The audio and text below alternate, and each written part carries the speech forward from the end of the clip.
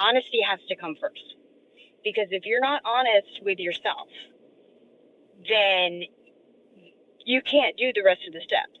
This morning, I want to talk about step 1 of the 12-step program.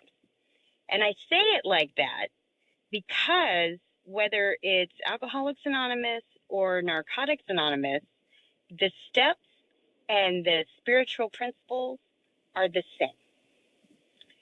Step 1 is we admitted we had a problem and we could not manage our own lives.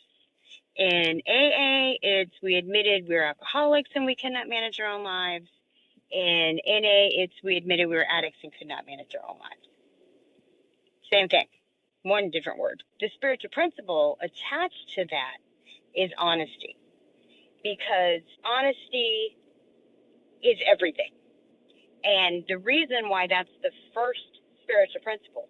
And step 1 is the only step that has to be done 100%, because otherwise it doesn't work, right?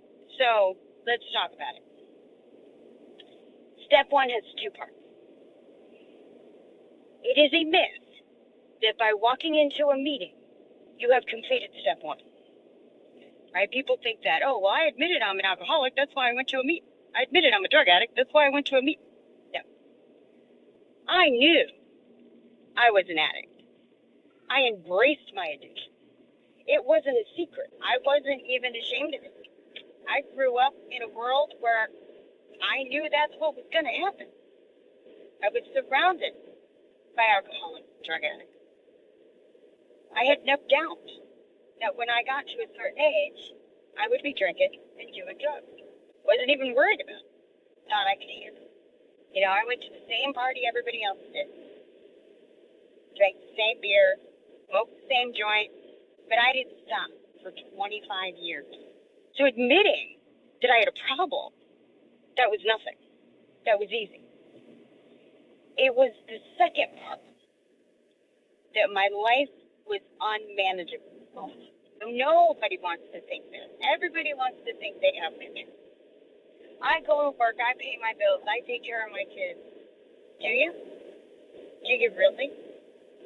Do you go through your workday without thinking about when you're going to get home and what you're going to do when you get home, who you're going to call, how your night's going to go? Look at every aspect of your life, and you tell me which one you're managing. Are you up and at 'em, going to work and 100% at work all day without thinking about getting drunk or without thinking about getting high? Are you paying your bill without budgeting for drugs and alcohol? Are you knowing that you can stave off an eviction, but you got to pay the dope man? Are you being a good mom? Are you really present with your children? Are you there? Are you playing with them? Are you listening to them? Or are you just can't wait till they go to bed so you can get high? Or you push them away? You find ways to get rid of them so that you can get high. Now, you don't have to tell me. You don't have to tell anything. But you need to get honest with yourself. I would have told you, and many people say this, I'm a functioning alcoholic, a functioning drug addict. That's an oxymoron. There is no such thing. If you are in your addiction, you are not functioning.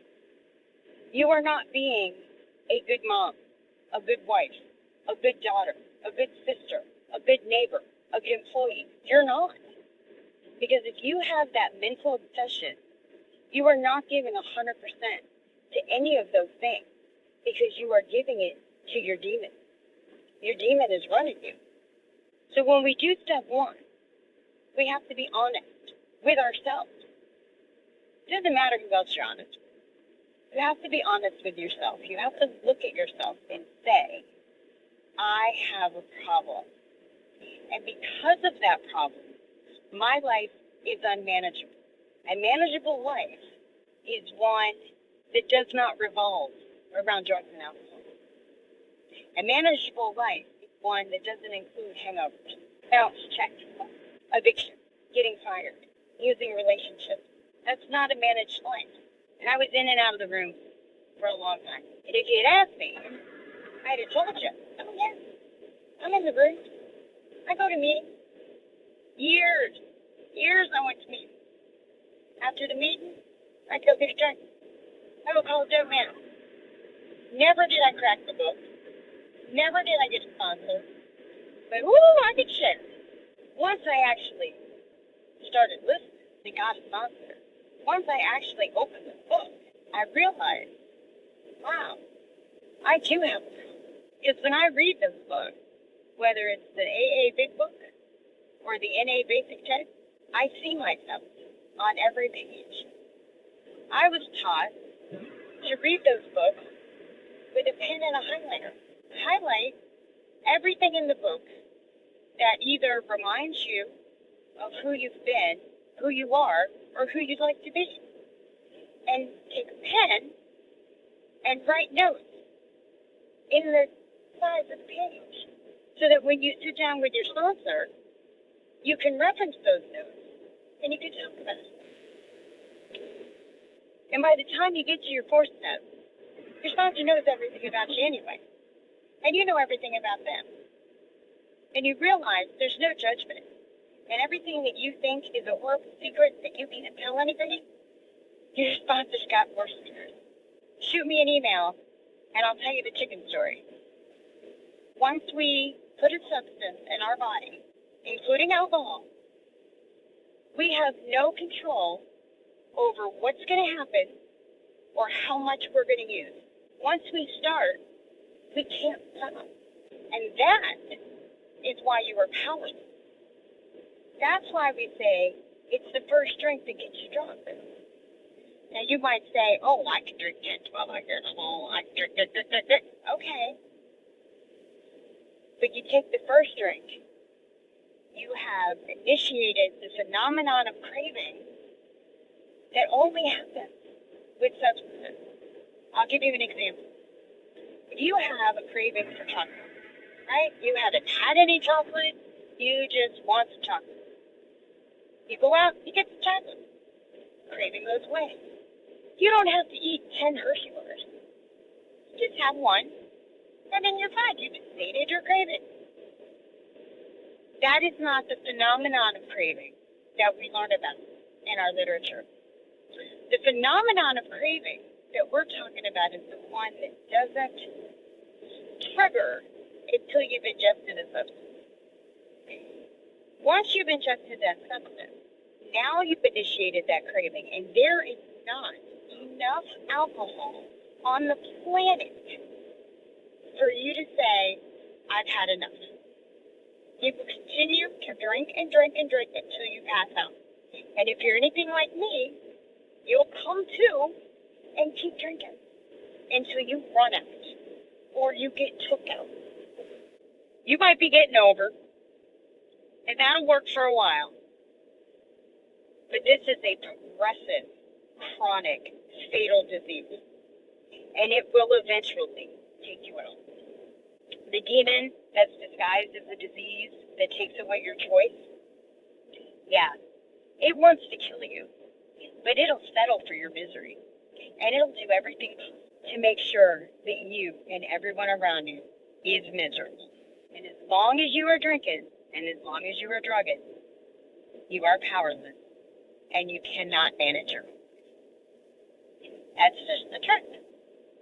So whether or not you're actually working a 12-step program, or you go to church, or you see a psychiatrist, or maybe you do all of those things.